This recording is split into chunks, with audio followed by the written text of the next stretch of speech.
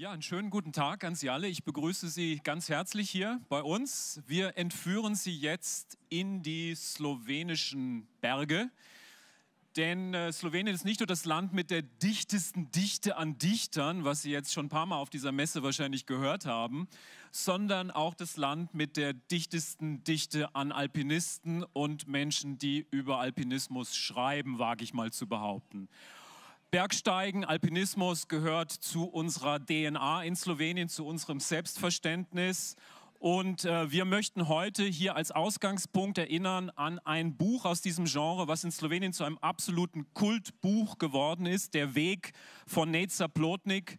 Der Autor ist leider viel zu früh gestorben, knapp 30 Jahre alt, aber er hat uns dieses Buch hinterlassen, das zu einem absoluten Kultbuch geworden ist. Das ist eine ganze Generation, nicht nur von jungen Alpinisten, sondern auch eine ganze slowenische Generation geprägt hat, mit Abenteuerlust angesteckt hat, mit Freiheitsliebe angesteckt hat. Und ich denke, was uns alle hier heute auf der Bühne vereinigt, ist die Liebe zu den Bergen. Ich bin ganz glücklich darüber, 3 Vertreter von sehr unterschiedlichen und spannenden Genres aus der Bergsteigerliteratur hier zu haben. Und ich möchte sie kurz vorstellen am Anfang. Ganz hier zu meiner Linken sitzt Tadej Golob. Ich könnte eine ganze Veranstaltung zu ihm machen. Ich versuche mich kurz zu fassen. Journalist, Kolumnist, Schriftsteller und in letzter Zeit sehr erfolgreicher Krimi-Autor in Slowenien. Aber eben auch ein herausragender Alpinist mit 2 8000ern auf seinem Buckel sozusagen, dem Dhaulagiri und dem Everest. Er hat mich darauf hingewiesen, dass er beim Everest im Begleitteam eines slowenischen Extremskifahrers war, Davo Kanica, und dass er 2 Tage später dann selbst auf dem Gipfel stand und hat darüber auch ein Buch geschrieben, das Everesta, vom Everest. Und das war so ein Beginn auch seiner schriftstellerischen Karriere, glaube ich, kann man sagen, dieses Buch. 10-mal im Himalaya, Kirgisien, Peru, Westalpen, 2-mal die Eiger-Nordwand bestiegen im Winter und. Also eine, kann man sagen, schon Bergsteiger-Alpinismus-Legende bei uns. Im September 2020 dann ein fürchterlicher Unfall, 20 Meter gefallen, diverse Knochenbrüche, Becken, Oberschenkel, Wirbelsäule, Hirnblutung, 2 Wochen im Koma. Und darüber ist auch ein Buch entstanden, das war die Basis für seinen Krimi mit dem gleichnamigen Titel Koma. Dann ganz kurz noch zur Literatur. 2010 sein fiktionales Debüt mit dem Roman Svinske Nogice. Ich übersetze es mal so ein bisschen lapidar mit Schweinsfüße. Ja, da sind Fans. Ja. Kresnik-Preis, glaube ich, bekommen auch für dieses Buch, Roman des Jahres. Und dann eben diese populäre Krimireihe mit dem Kommissar Taras Birsa, wo jetzt auch schon der 6. Teil in der Mache ist. Also hier ist dein Fanclub, ja, Tadej. Gut, aber auch zu meiner Linken könnten wir eine ganze Veranstaltung machen zu diesem Herrn hier, zu Dusan Jelincic. Ja, jawohl. That's the spirit. Man merkt es, einer der beliebtesten zeitgenössischen slowenischen Schriftsteller, noch immer Dramatiker, Essayist, Übersetzer, unter anderem auch von diesem Buch ins Italienische. Ja, deswegen ein sehr kompetenter Gesprächspartner, da ist es, die italienische Version. Fast 40 Jahre lang hat er auch als Journalist gearbeitet, als Redakteur, Moderator in der slowenischen Nachrichtenredaktion beim öffentlich-rechtlichen italienischen Rundfunk, denn Dusan kommt aus Triest, also aus der slowenischen Minderheit in Triest, aber ist eben auch ein Schriftsteller. Mehr als 20 eigenständige Werke, glaube ich, gehen auf sein Konto, unter anderem das Buch Šepet nevidnega morja, 12 tablet svinca, ich übersetze es, da auch Fans. Flüstern des unsichtbaren Meeres, 12 Bleiplatten wäre so die schnelle Übersetzung von diesem Buch ins Deutsche. Da hast du, glaube ich, auch dieses Jahr den Preis der Prescheren-Stiftung bekommen für dieses Werk. Und dann ein Buch, was auch ins Deutsche übersetzt ist, man kann es auch hier finden, Zvezdnatne noči, sternklare Nächte im Karakorum auf Deutsch und eins der meist ausgezeichneten slowenischen belletristischen Werke überhaupt. Also, aber auch ein herausragender Alpinist.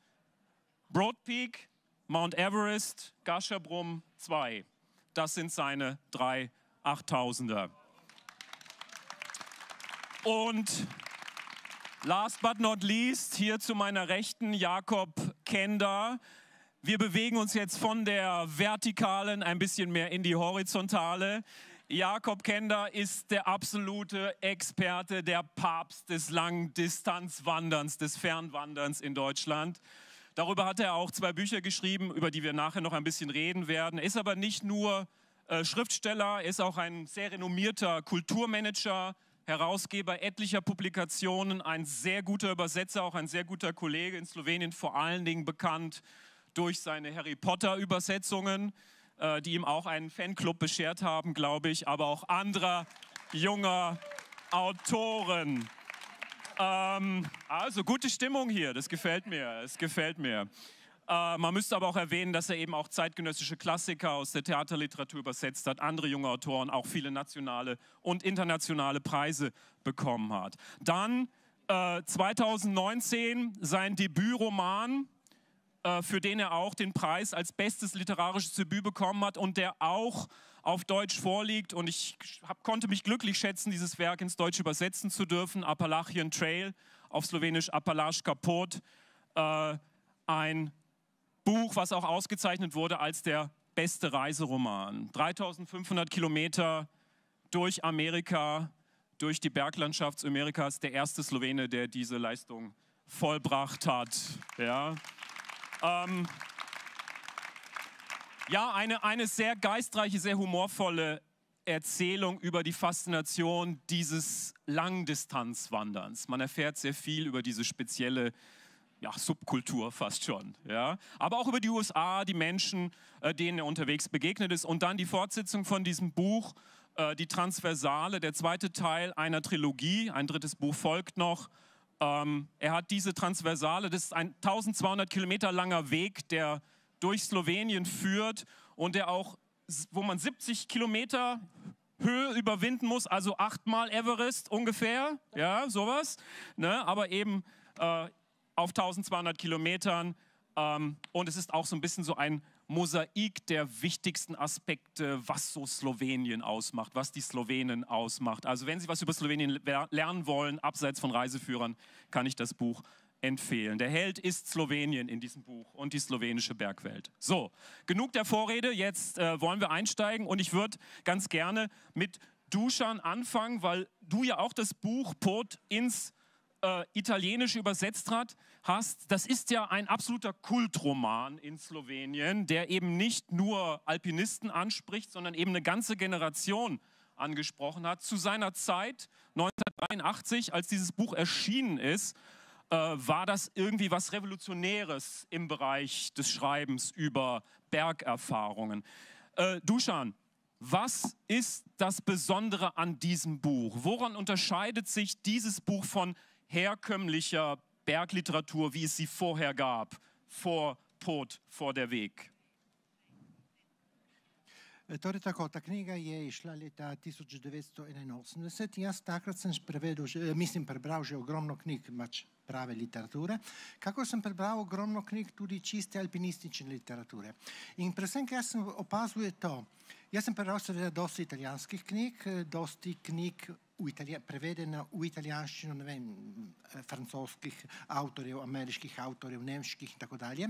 Jaz sem videl to, da alpinistične knjige, velikanska večina teh alpinističnih knjig je samo referencialnih. S alpinisti, ki grejo in se v bistvu samo govorijo o lastnem podvigu.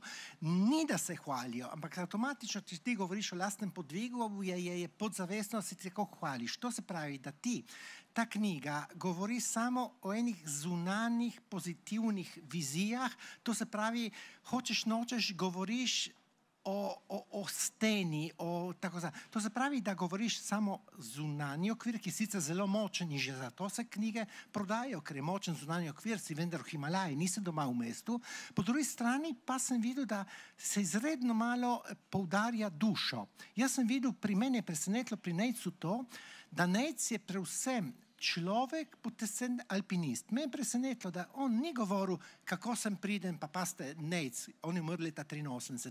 On je takrat preplezal 3 8-tisočake, že takrat je bil sami na vrhu najbolj preplezanih 8-tisočakov, govorim leta 81-82. Torej on je bil izreden alpinist in samo govoril o svojih šibkostih. On ni govoril, kako sem jaz priden, kako sem to preplezal, kaj je to. On je samo govoril, sem negotov, bom uspel, tam sem, magari je napisal, sem temu zavisten, zakaj me zafrkavajo, jaz tle ne morem več in tako dalje. To se pravi, on je zelo interioriziral, govoril človeško. In zato je ta knjiga bila zelo hitro med najbolj branimi alpinističnimi knjigami, ampak ne samo med alpinisti, je bila brana med normalnimi ljudmi, ki so se dobili. Čeprav je alpinistična knjiga, preko alpinizma je on opisoval čustva posameznih ljudi, ki jih ljudi čutijo enostavno doma, v službi, na sprehodu, v družini. In to se mi zdelo čudovito. Recimo zanimivo to, on je stalno gre v Himalajo, razmisli o ženi, o 3 otrokih, kako se bo vrnil in tako dalje. In ja, se ustavim tle, ker bodo verjetno že govoril potem, kaj se bo razvil Nejc in tako dalje. Po mojem mnenju on bi opustil alpinizem in tako dalje. To je že druga zgodba. Vielleicht noch eine kurze Ergänzung oder eine Hinzufügung, vielleicht kannst du das auch noch kurz kommentieren. Das Buch ist in den 80er Jahren erschienen. Nejc ist 1983 gestorben unter schrecklichen Umständen im Himalaya bei einem Lawinenabgang. Und es ist ein Buch, was eine ganze Generation von jungen Menschen geprägt hat, hast du gesagt. Damals war in Slowenien noch die Zeit des jugoslawischen Sozialismus, also auch so dieser Mief des sozialistischen Kleinbürgertums, dem man entkommen konnte, wenn man in die Berge geht. Ist das nicht auch ein bisschen ein Buch einer Befreiung, also frei zu sein im wahrsten Sinne des Wortes, nur dort in den Bergen, in der Wand, in der Auseinandersetzung mit der Wand kann ich wirklich frei sein, kann ich wirklich Mensch sein? Spielt das auch eine Rolle bei diesem Buch? Also der Geist der Zeit, rauszukommen aus diesen engen sozialistischen Strukturen. Würdest du sagen, dass ihn das auch beeinflusst hat beim Schreiben? Weil wir noch über die Aktualität dieses Buches sprechen wollen später. Ja. Torej tako, se popolnoma strinjam s tabo, ampak tukaj so dva nivoja. Slovenci so bili takrat med revnimi državami, med revnim alpinizmom. Prav Nejc dosti piše o tem, kako so ga eni Avstrijci zafrkavali, ker je imel tako slabo opremo. Jih je tako nadrl in potem jih je dejansko šel plezati isto steno in jih je že na tretjini poti jih je pustil ure nazaj in potem sem jih smejal in potem je rekel, vi Nemci, lepo oblečeni ste, videli, kaj dela Slovenci. Torej, to je prvi nivo. Slovenija je bila tako zvana revna država. Po drugi strani pa v socializmu vrhunski alpinist si bil privilegiran, ker vrhunski športniki so dobili vsako mesec, so dobili pač eno športno štipendijo, so lahko potovali, kakor so hoteli, kar v bistvu ni bilo tako samo po sebi umevno. Torej so bili na več nivojih privilegirani. Zato, in dejansko je res, da posebno recimo nekateri športniki, atleti in tako dalje, dejansko so hoteli stopati v športu, da bi iskali svojo svobodo s tem, da bi potovali. To se pravi, so se morali izkazati za to, da so lahko bili, kot praviš ti, svobodni. In to se popolnoma strinjam s tabo. Ja, es ist interessant, dass du das erwähnst, weil es gibt auch ein Kapitel im Buch über die Reise zum Kilimanjaro. Da erinnere ich mich noch sehr gut dran, wo er auch mit so einer Delegation so des slowenischen Alpenvereins zu der Zeit fährt, mit diesen Funktionären, über die er sich dann aber auch wahnsinnig aufregt. Ja, also das ist so ein ganz interessantes Kapitel, wo dieser Konflikt zwischen etablierten sozialistischen Kadern und diesen jungen, freiheitslebenden, aufstrebenden Alpinisten sehr deutlich wird, finde ich. Das ist ein sehr schönes Kapitel. Ja, vielen Dank, Dušan. Ich gebe jetzt diese Frage so ein bisschen verändert weiter an Jakob. In einem Vorgespräch hast du gesagt, ich weiß, dass du ein bisschen anders über Nejc Záplotník denkst. Ja, und das ist ja auch das Interessante hier, dass wir unterschiedliche Leute auf der Bühne haben, die diese Person diesen Alpinisten unterschiedlich wahrnehmen, diesen Schriftsteller. Du hast im Vorgespräch gesagt, naja, das ist so unser kleiner philosophischer Prinz der Berge, ne? So ein bisschen. Und da schwang so ein bisschen so eine kleine abwertende Note mit. Ja? Und ich glaube, du erwähnst es ja auch in der Transversale in einem Kapitel, wo du mit deinen Kindern, glaube ich, auch über Nate Zaplotnik sprichst. Ne? Man muss dazu sagen, Jakob hat den ersten Teil der Transversale mit seinen beiden Kindern erwandert und geplant und so weiter auch. Und darüber spricht er in seinem Buch. Und sie unterhalten sich über Nate Zaplotnik, über dieses berühmte Zitat mit dem Weg und dem Ziel und dem Suchen im Leben und so weiter. Meine Frage an dich, Jakob, brauchen wir im 21. Jahrhundert sozusagen ein Upgrade jetzt, nicht? Von Pot, brauchen wir ein Upgrade dieser sehr einfachen Weisheiten, die uns Nate Stuff verkauft. Also mit anderen Worten, wie würde so ein Upgrade aussehen? Wie sieht Zaplotnik 2.0 von mir aus? Ja? Das wäre meine Frage an dich. Okay. Skratka, jaz to generacijo poznam pravzaprav bolj po svojih sestrah, ki sta nekoliko starejše, ne? Bolj let mojih sogovornikov in vem tudi to plat Nejca Zaplotnika. Nejc Zaplotnik je bil tudi izjemno priljubljen pri dekletah. Ne? To je bilo del njegovega šarma. Je imel svoj cult following, tako rekoč. Ne? Ampak kar se tiče te njegove filozofije in tako naprej, je treba povedati, da je ta absolutno ponarodela. Nejc Zaplotnik je v transverzali, v tem mojem pisanju, tudi zato, ker je eden od stičnih točk. To je eden od mozaikov, ki je neizpodbiten del slovenske splošne zavesti danes. Ko govoriš o Nejcu Zaplotniku, govoriš lahko prek tega z vsakim Slovencem. Ne samo, da ga ima vsak alpinist, kot je neka tuja botopisnica ali kako že alpinistka zapisala, in sem, da ga ima vsak alpinist na svoji nočni omarici v Sloveniji. To je splošno znana slovenska, kako bi rekel, modrost. Ne? To je tisto, na kar vsi Slovenci lahko nekako prisegamo, ampak ravno tem je tisti problem, ki ga se boš spomnil, ko si prevajal, nekako jaz tudi zasledujem skozi to literaturo. Ne? En od problemov Slovenije je, da je majčkeno v tistem času tudi ustala. Te zdaj dajem ta Trg Republike za primer, ne? Ko peljem nekega svojega prijatelja pogledati. Skratka, to veliko gibanje, to veliko predosamosvojitveni napori in tako naprej. Ja, sigurno je bil Nejc tudi del tega, ne? Ali celoten alpinizem takrat je bil del tega. To je bilo sigurno spodbujano strani slovenskih tajnih služb, da tako rečem, ker je bila specifika slovenska. Ne? To drugi slovanski narodi niso počeli, tako kot smučanje. Ne? To smo v šoli lahko hodili, sred šole se je ustavila šola, kadar je kdo smučal in smo hodili gledati, ne, v avlo skupaj te napore in tako naprej. Skratka, to je bilo del tega in mečkam smo tam ostali. Ne? In ja, seveda je treba od tega naprej stopiti korak. Ne? To je tako kot vsi se bomo strinjali, ne, da Newtonovi zakoni so krasni in delajo. Samo z Newtonovimi zakoni ne boš človeka na Luno poslal. Ne? Z Newtonovimi zakoni ne boš imel, ne vem, atomske jedrske elektrarne. Pa se zdaj pogovarjamo, da hočemo imeti Slovenci drugi blok. Ne? Mi ne samo za to Einsteina. Ne? In še več, če hočemo biti v 21. stoletju, hočemo, da nam telefoni delajo. Ne? Ja, zato rabimo že od Einsteina naprej, že tiske Einstein govoril, jaz ne verjamem, da bo kocka. Ne? Skratka, kvantna mehanika, brez katere telefoni ne delajo. Ja, fino je, da imamo to skupno odskočišče, ta skupni mit, ne, ker Nejc je slovenski mit, on je umrl, ne, to je šel v onstranstvo slovenske duše, tako rekoč s tem. Ne. Tisti, ki je stal prvi na Everestu, ne, dal Slovencem ta ponos in umrl za to prizadevanje. Ne. In jasno, da je to krasno, ampak se je treba premakniti, razmisliti moramo o tem, kaj hočemo biti zdaj mi za 21. stoletje. In v tem smislu se pogovarjamo z otroki, ki so še danes, če se pogovarjaš z njimi čisto iskreno, ne, ta pogovor je bil res, se je dogajal tam v globini naših gozdov, so fascinirani nad temi idejami. Ne. In zato sem rekel Mali princ, ker to so natanko na isti način te preproste pravzaprav misli, ki tam najstnike tako fascinirajo. Gledati je treba s srcem. Ta nivo, absolutno res, krasen je, ampak dajmo. Ne. Also spricht so in seiner Reinheit so die kindliche Seele ein bisschen an, ne? So dieses Buch. Ich möchte die Frage weiterleiten, damit wir auch hier Tadej ein bisschen einschließen in unser Gespräch. Ne? Denn Jakob hat schon erwähnt, dieses Buch, das war ja so ein bisschen auch was wie die Bibel, ne? Für jeden slowenischen Alpinisten. Also jeder hatte das irgendwie unter seinem Kopfkissen liegen damals. Du hast mir im Vorgespräch erzählt, du hast es zuletzt vor 30 Jahren gelesen und hast es aber extra für unseren heutigen runden Tisch hier nochmal rausgekramt und nochmal neu gelesen. Deswegen 2 Fragen.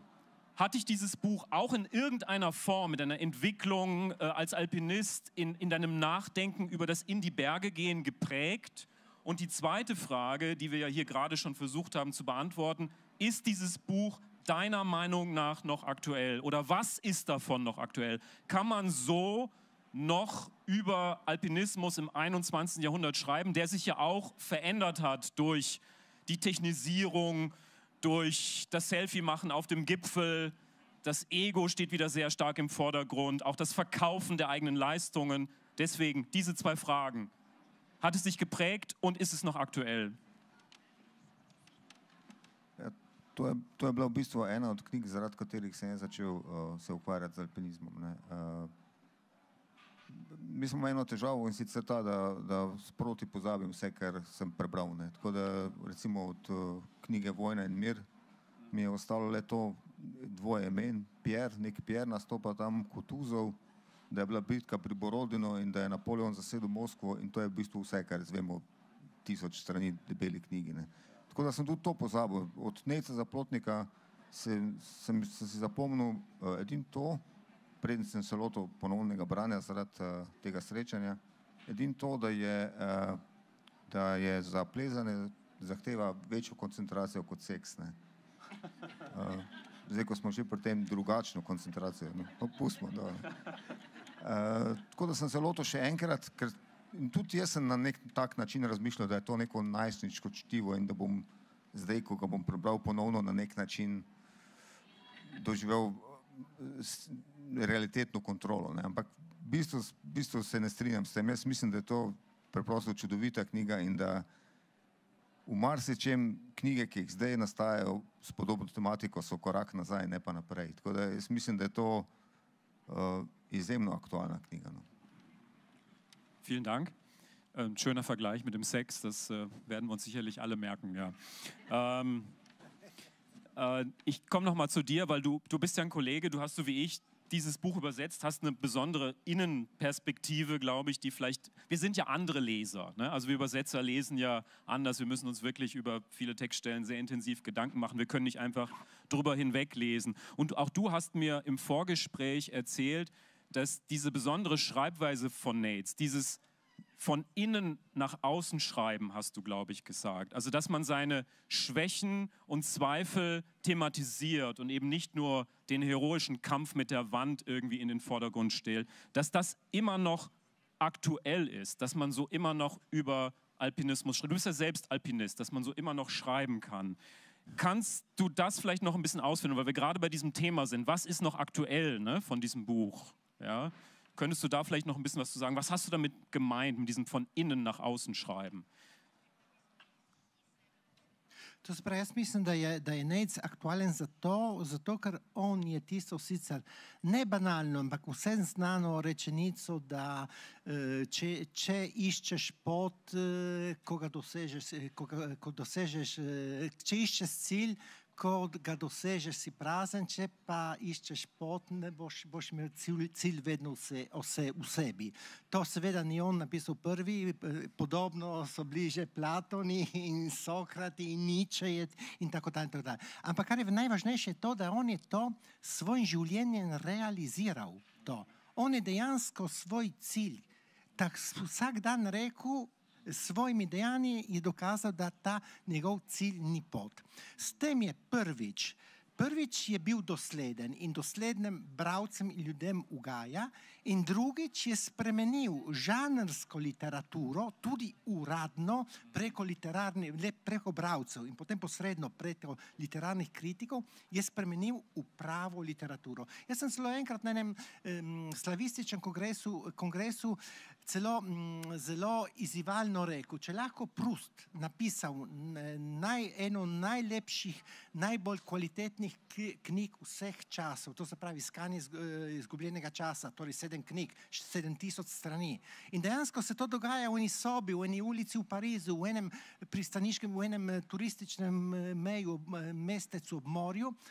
v tako majhnem, šibkem, zunanjem okviru je lahko napisal tako bogato knjigo, toliko bolj ti lahko napišeš eno bogato knjigo s tako bogatim zunanjim okvirom. To se pravi, da on je opisoval človeka s tem privilegijem, velikanskim privilegijem, da je to opisoval v izredno težkem zunanjem okolju. Zato ga dobro vemo, da v alpinističnih baznih taborih ti zvečer ne greš plesati, ti spiš na ledu, je slabo, si v eni odpravi s 5-10 ljudmi, si 20 dni skupaj, ko je slabo vreme, in če bi mogel, bi vzel cepin in kašnemu razbil glavo kašenkrat, ne. Tako da, in on je to opisal. In dejansko to lahko naneseš na vsakdanje življenje. In sedaj se jaz vrnem na prvi del tvojega vprašanja. Kako sem jaz doživljal, kako Italijani, recimo drugi narodi doživljajo to. Jaz recimo vem, da ko so me tisočkrat vprašali italijanski založniki, dej poišči nam enega, ki bi prevedel to knjigo in tako dalje in tako dalje. Jaz sem prevedel, ampak predvsem sem rekel, paste, bo napisano zelo dolgo uvodno besedo, kjer jo bom jaz razložil mentaliteto slovenskega alpinizma. Zato, ker Italijani, tiste knjige, ki sem bral, so daleč, se zdi neverjetno, da italijanski alpinizem je daleč od slovenskega alpinizma, kar pomeni, da italijanska mentaliteta, misel je daleč od slovenske misli. Recimo to, da Italijani in Poljaki so bili izredno močno pripravljeni, izredni špartanci. Jaz recimo sem bil v odpravah, himalajskih odpravih, z Slovenci in z Italijani. Glavna razlika je bila ta, čeprav smo bili vsi zelo revni, med navednicami, Slovenci smo živeli špartansko, to smo zjutraj, smo šli teč, smo jedli samo ovsene kosmiče, namesto stolev, čeprav bi jih lahko imeli, smo sedeli na riževih vrečah. Italijani pa so, čeprav niso imeli nič, so iskali hedonizem, magari samo govorili od njih, ne. In to se pravi, da Italijan s tem, da je bral slovensko alpinistično knjigo, je spoznal tudi slovensko mentaliteto. Zato so mi celo rekli, to sem se čutil zelo pohvaljen, ko so to brali, predvsem uvodno besedo, so rekli, ti si nam odprl pot ne samo v Slovenijo, ampak na vzhod, ker ta knjiga pa spada med vzhodne alpinistične knjige. To se pravi, da s tem, da so brali to knjigo, so začeli brati tudi, ne vem, Poljake, prevedene Kukučka in tiste, ki so bili izredni alpinisti, Ruse, ki so bili izredni alpinisti in so spoznali delne mentaliteta. In točno to je naloga literature, da ti preko literature spoznaš človeka. In da so to Italijani spoznali preko ene alpinistične knjige, to se mi zdi wow, ne? Če se lahko samo umešamo ta hedonizem in asketstvo. Leta 1998, ko smo bili pod Davlagirjem, je bila zraven nas na ledeniku tudi ena italijanska odprava z Vičence. Iz Vičence so zdaj moji založniki za kriminalke v Italiji. No in takrat mi smo šli obiskati in za nas je bilo popolnoma nepredstavljivo, ko so nam Italijani postregli z nekimi testeninami z olivnim oljem. Ker mi tega seveda nismo imeli, ne. Nam se zdelo, ne, ti se zafrkavajo. V Himalaju so prinesli olivno olje. Die Slowenen, die Puristen sozusagen in den Bergen. Ja. Wir machen jetzt einen harten Schnitt und bewegen uns ein bisschen weg vom Nezer Plotnik. Dušan hat es ja auch schon vorhin angesprochen, diese Besonderheit im Wesen der Slowenen, die man den Italienern erstmal erklären muss. Und du sprichst ja in der Transversale auch darüber, was so das Wesen der Slowenen ist, nicht? Versuchst dem irgendwie näher zu kommen. Woher kommt diese Vergötterung der Berge? Ne? Darüber schreibst du in deinem ersten Kapitel, ne? Schon seit der Ansiedlung der ersten Slowenen, die damals aus den ukrainischen Steppen, glaube ich, nach Slowenien gekommen sind und diesen Triglav sahen, ja, himmeln wir die Berge an. Also es ist sozusagen Teil der slowenischen DNA, wie ich in der Einführung gesagt habe. Sind denn die Slowenen jetzt wirklich eine besondere Bergnation? Wir haben ja noch andere alpine Bergnationen, Völker, wie immer man das nennen will. Und wenn ja, worin äußert sich diese besondere Liebe der Slowenen zu ihren Bergen? Triglav, Moj Dom und so weiter. Ja? Das ist ja schon irgendwie was Besonderes, was ich auch als Deutscher merke, wenn ich in Slowenien mich in den Bergen bewege. Das ist einfach faszinierend, ja? Also wie sie ihre Berge vergöttern. Wie erklärst du das? Du bist ja der perfekte Mann für diese Frage. Ja? Also du schreibst ja in der Transversale auch darüber. Skratka, ta slovenska velika ljubezen do gora je tako prisrčna, zato ker je tako spontana. Ne. Vemo recimo razni cerkveni prazniki, Slovenci so tudi zelo katoliški narod, vsaj tradicionalno, so nekako predpisani. Imaš velik šmaran, 15. avgusta, pač morajo vsi k Mariji pomagaj na brezje in tako naprej. Ne. Kar se tiče hribov, je pa nekako nastopi ne en dan, več dni v poletnem obdobju predvsem, ko ne da bi kdorkoli karkoli rekel, komorkoli naročil, enostavno pravo vzdušje je, pravi dan je, vikend je običajno, lepo vreme je in takrat se začnejo ljudje čist avtomatsko sami od sebe, se napotijo cele kolone v hribe, ne, k tem običajnim točkam in je tam dejansko, kot jaz temu pravim, planinski šmaran. Ne. Enostavno ljudje tja pridejo in tisto, kar je pri tej stvari lepo, je, da se tudi neverjetno lepo obnašajo. Ne. Slovenci znajo biti tako kot recimo, kaj sem kakšen, bom rekel, čezoceanski narod, ne, zelo razdeljeni glede kakšnih vprašanj. Ne. V hribih kar naenkrat vse to odpade. Ne. V hribih se lahko mirno pogovarjajo, ne. V hribih, če pride do, enkrat nedavno tega je prišlo, do nekega, kako bi rekel, malo političnega nadlegovanja prav pod Triglavom, ne, in je bil cel narod pravzaprav ogorčen, ker kaj takega se pa v hribih ne počne. Ne. To pa, če že kdo ima kakšne raznolikosti, se pogovori o njih, ne pa da se zmerja. Ne. To je bilo, vsi so bili pravzaprav globoko ranjeni, da je do česa takega prišlo. Ne.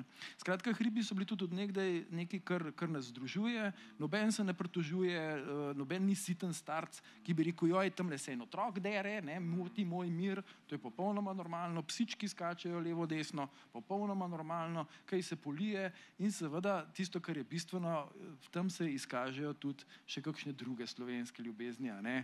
V hribe se pride zato, da se kaj poje, v hribih je tako fajn, izgovor je dober, ne, si veliko kalorij porabil, ne, zdaj treba to izdatno porcijo klobase, ričeta in ne vem česa še vse. V hribih je, to je mogoče malo bolj slaba navada, ampak vendar je tudi izgovor, ne, malo si zadihan, ne, kakšen bacil se najde, kje je treba tudi kaj popiti, ne, takega krepkega, tako, dobro. To je mogoče že spet ena navada, od katere bi se lahko počasi mogoče malo odmaknili, ne, Slovenci imamo malo problem s tem, s to tradicijo. Skratka, ne, je dejansko nekaj posebnega, ker hribi treba razumeti, jaz zdaj tu pišem tako, pač ta zgodba, ki si omenil, to je malo tako mitiziranje pravljice za otroke, ki jo prepovedujem, ker smo v strašnem globokem gozdu in vsi ti praslovani, ne vem kaj, noter sedajo. Dejstvo je, da so bili zmeraj del tega slovenskega osamosvajanja. Ne. Bilo je to vprašanje že v času Avstro-Ogrske, se pravi v času prve Jugoslavije, čigavi pa so ti hribi, ne. So se kar tako kot pod Everestom malo s cepinom dejansko poglavili, ne, kakšni nemški alpinisti, pa slovenski, pa italijanski, tisto je bilo veliko vprašanje, čigav je Triglav in tako naprej. Skratka, to so bila osrčja vprašanja tega slovenstva in so bila osrčja vprašanja potem tudi, ko ste v Himalajo hodili v koncem 70-ih, 80-ih, ko se je pripravljala ta osamosvojitev slovenska. Tako da, to je tudi zaradi tega zmeraj eno ključno mesto v slovenski duši. In zato me veseli, da je to tudi ostalo po osamosvojitvi, ker v končni fazi v tej navadi, ne, ki je malo izletniška, bodimo iskreni, ne, Slovenci drugače zelo radi gredo na ta izlet, na ta veliki šmaran, ampak drugače pa zelo radi berejo o tem, kako drug to počne. Ne. Kako je drug šel na Everest, to je fajn brati, kako je drug spoznal modrosti, to je dobro prebrati, kako je drug prehodil 3500 km, ampak nikakor niso tako neumni, da bodo oni to počeli. Ne. So veseli, da imajo te ekscesne ljudi, nas tudi zelo slavijo, ne, smo dobrodošli, jih je pa zelo, zelo težko prepričati. Recimo tipičen primer ta transverzala, ne, ki je zdaj vzpostavljena cel krog. Povedati je treba, vendar ne, pač predlagan je bil ta krog okrog Slovenije že leta 50, pa ni uspel iz čisto političnih razlogov tedanjih, zdaj je vzpostavljen in zdaj ga je prehodil nekajkrat več tujcev kot pa Slovencev. Se pravi, rajš berejo o tem, kako kakšen oči svoje otroke pele, tudi zelo, zelo so spoštljivi do tega, zdi se jim briljantno, ne. Zato, ker vejo, ti otroci bodo toliko veliko lahko potlej naredili za nas, ne, ti otroci bodo plačali naše pokojnine. Ja, ich habe das mit einem großen Schmunzeln übersetzt, diese Passage, muss ich sagen. Du sprichst von Prozessionen, auch wenn alle 5 Bedingungen, glaube ich, erfüllt sind, die du schon erwähnt hast. Das ist wirklich sehr gut getroffen, finde ich. Und da finde ich mich auch wieder, wenn ich die Slowenen beobachte. Ich möchte diese Frage auch an Tadej ein bisschen anders weitergeben, denn nicht nur bei diesem normalen Wandern sind die Slowenen ja irgendwie doch ein bisschen anders unterwegs als vielleicht andere Bergvölker. Auch im Bereich Extremsport, würde ich sagen, oder bei extremen Spielarten des Alpinismus möchte ich es mal bezeichnen, so wie Extremskifahren. Du warst ja auch Teil so einer Expedition auf den Everest, wo dann der erste Mensch auf Skiern sozusagen, und das war eben ein Slowene, den Everest runtergefahren ist. Also wir sind auch in diesem Bereich sehr weit vorne in der Welt. Alles, was extrem ist irgendwie. Und ich würde das ganz gern mal so ein bisschen tiefenpsychologisch ergründen, also jetzt nicht ganz tiefenpsychologisch, aber zumindest mal der Sache so ein bisschen auf den Grund gehen. Wie erklärst du dir das? Das kann ja nicht nur damit zu tun haben, dass wir die Berge direkt vor der Tür haben. Das ist ja so die offensichtlichste Erklärung. Steckt da noch mehr dahinter, warum wir Slowenen so dieses Extreme suchen? Müssen wir der Welt irgendwas beweisen, weil wir klein sind und wollen dann zeigen, dass wir doch in vielen Bereichen vorne sein können? Gibt es da irgendeine Erklärung von einem Alpinisten, der ja selbst so ein bisschen extrem unterwegs ist? O tem sem večkrat razmišljal, ampak mislim, da niti nimaš prav, da Slovenci, kar se tega tiče, nismo posebej specifični. Ne? Ker obstajajo tudi madžarski alpinisti, recimo, in to ekstremni, zelo dobri. Ne? Tako da, kaj pa vem, jaz lahko sam povem, da mene vedno so me užalili članki o tem, kar sem jaz počel, pa da so me imenovali planinc. Ne? Tako da, jaz sem alpinist, nisem planinc. Ne? In tudi obljubim, da se v prihodnje ne bom več ponesrečil, zato ker pol dobiš, ne, planinc je padel toliko in toliko metrov. Tega nočem več brati o sebi. No. Mislim, najbrž je, kaj pa vem, ena je tradicija, ker to je, alpinizem je seveda življenjski način življenja pa filozofija, ampak je pa tudi šport. Ne. In šport je tako, da zgledi vlečejo in jaz vem, da moja generacija je bila toliko dobra oziroma se toliko dobre cilje zastavljala tudi zaradi generacij pred mano, ne, ker so bili pa zlata generacija, to ti poznaš Karo, Jeglič in Franček in tako naprej. Ne. In če imaš take vzornike, kot je recimo tudi Nejc, veš, kje so tvoji cilji. Tvoj cilj je Everest in še naprej, ne pa Šmarna gora. Ne. Okay. Ich muss ein bisschen auf die Zeit auch schauen, denn ich möchte natürlich auch noch ein bisschen Zeit euren aktuellen Projekten widmen. Ne? Ihr seid ja auch Vertreter dieses Genres der Bergsteiger-Wanderliteratur. Und Jakob, du bereitest gerade den Abschluss dieser Trilogie vor, die so den Arbeitstitel trägt Takratke, die Kurzen. Ja? Also du hast jetzt die Distanz ein bisschen verringert, machst dafür aber mehr kurze oder worum geht's? Und vielleicht kannst du auch ein bisschen erzählen, was im Hintergrund dieses europäischen Projekts, glaube ich, steht. Ich glaube, du versuchst so ein bisschen auch den europäischen Zeitgeist einzufangen auf diesen Wanderungen. Du warst in Schottland, weiß ich zuletzt. Du warst um den Mont Blanc herum, glaube ich, unterwegs. Ne? Das ist ja Teil wahrscheinlich auch dieses Projekts, woran du gerade arbeitest. 2024 soll das erscheinen. Kannst du ein bisschen mehr dazu erzählen? Worum geht es bei diesem Projekt? Wir haben ja schon über die beiden anderen gesprochen. Ja, jaz ostajam zvest tej planinski maniri. Ne?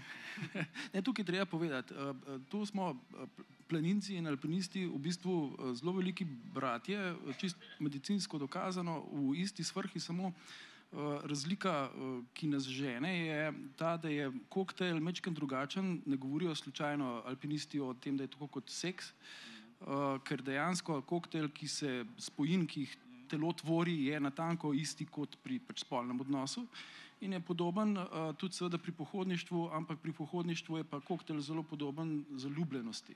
Tisto, kar te preplavlja, je menda, medicinci trdijo po študijah, Isto kot, ne vem, ko se prvič zatreskaš, ko si otrok. Ne. In to jaz nisem mislil, da je to malo bla, bla, bla, ampak na Palaški poti videl, da je to še kako res, ne, na tej prvi dolgi.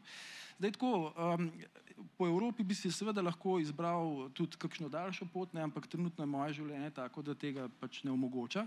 Je pa to tretji del, rečemo, te trilogije, zato ker zaključuje te tri različne perspektive, Palaška pot seveda Amerike, transverzala seveda Slovenije in seveda zdaj ta tretji projekt je evropski projekt in pri Evropi tudi ta kratke bolj sedajo zato, ker katerokoli ta dolgo evropsko bi vzel, bi težko zaobjel celotno Evropo, ker za razliko od Slovenije, ki je relativno homogena, mi mislimo, smo zelo raznoliki, ampak smo kar precej si podobni, za razliko od Amerike, ki je tudi veliko bolj homogena pravzaprav kot Evropa, ker del časa dela na teh svojih skupnih mitih, beloglavega orla in The Office of the President in ne vem kaj. Evropa pa to šele počasi pridobiva in je izjemno raznolik kontinent, kar je, kot vsi vemo, nas pač bogati, pa še kako.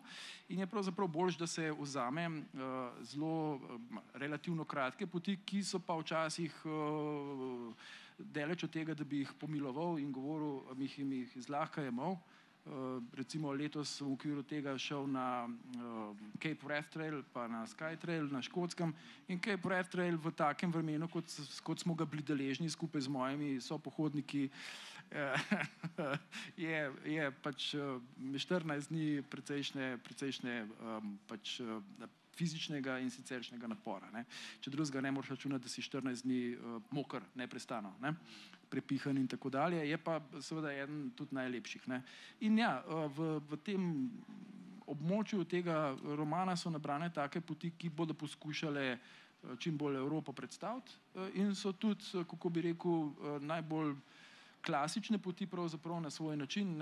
Noter je tudi kakšna zelo turistična, izjemno priljubljena, kot je recimo ta portugalska Vicentina. Tukaj ne moreš iti mimo prve daljše poti na svetu, saj tako trdijo, da je, Tour de Mont Blanc in tako naprej. Skratka, vse te stvari naj bi se nekako povezale v skupno zgodbo z pač pohodniškimi tovariši, s katerimi to prehodimo. In to je ta projekt, ki nekako nastaja. Zna biti pa, da se bo povlekel še malo dlje kot v leto 2024, ker Evropa je tako bogata, da to bo, se kaže, težko šlo v eno knjigo. Na, ich freue mich auf jeden Fall schon drauf und hoffe, dass wir auch unsere Tradition fortsetzen und ich das dann auch übersetzen darf. Ich möchte die Frage auch noch an meine beiden anderen Gesprächspartner natürlich weitergeben und ihnen kurz Zeit geben, über ihre aktuellen Projekte zu schreiben. Ich weiß, dass Tadej gerade an seinem 6. Band dieser populären, in Slowenien äußerst populären Krimireihe arbeitet und dein Kommissar Taras Birsa geht jetzt auch zum ersten Mal in die Berge. Also sozusagen endlich passiert auch mal ein Mord in den Bergen. Das wurde ja langsam auch mal Zeit. Es war einfach mal angesagt, dass jetzt mal auch ein Mord in den Alpen spielt, weil statistisch gesehen ist es ja eigentlich perfekt, also da einen Mord zu verüben. Du kannst die wunderbar in irgendwelchen Löchern verstecken, die Leichen, oder aber jemanden einfach von der Kante stoßen. Also ist das so die Idee dahinter? War es mal an der Zeit, dass ein Mord auch mal in den Bergen passiert? War das jetzt einfach mal dran? Und kannst du vielleicht ein bisschen kurz über dieses Buch erzählen? Weil wir Deutschen lieben ja Krimis und wir warten immer noch auf den ersten Slowenien-Krimi. Also Slowenien ist unterrepräsentiert in Europa, weil jedes Land hat seinen Kommissar und slowenischen Kommissar haben wir noch nicht auf Deutsch. Also vielleicht gibt es ja jemanden, der das mal ein bisschen vorantreiben könnte. Ja. Inspiracijo sem dobil v bistvu v resničnem dogodku.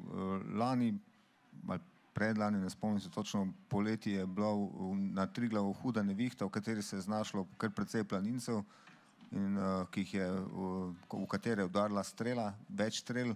Na srečo so vsi preživeli. Jaz sem pač dobil takrat en moj kolega, gorski vodnik, je bil takrat zraven in mi je opisal to in to sem dal v knjigo. In sicer je zgodba taka, da pač ta podobna nevihta zajame te planince na tem grebenu iz velikega oziroma z malega na veliki Triglav in potem, ko se spravijo vsi v dolino oziroma na Krederco, to je koča pod vrhom Triglava, odkrivajo, da je en ostal gor, eden je mrtev, in najprej izgleda, da je pač umrl zaradi nevihte, strel, potem pa ugotovijo, da ga je nekdo ustrelil. In zdaj od tu naprej gre pa moja kriminalka.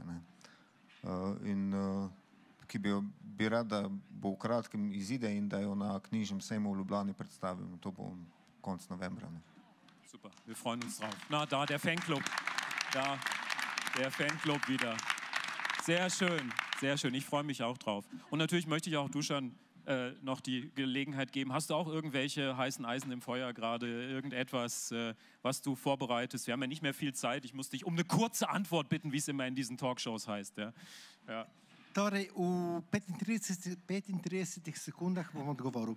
Prvič, načrtov imam ogromno, ampak iz lastne izkušnje, napisal sem več kot 20 knjig, vem to, da ti knjiga je napisana ne samo, ko je napisana in ko je popravljena, knjiga je napisana samo takrat, ko je objavljena. Zato o svojih načrtih ne bom govoril, bom pa govoril o svojih grehih. Jaz sem že dejansko podpisal 3 pogodbe za 3 knjige in založniki, pred enim se skrivam, pred enim se delam, kot da sem umrl, in pred tretjim se delam, kot da sem šel, da imam mistično krizo in da sem postal Hare Krišna. Tako da upam, da sem rešil. Ne?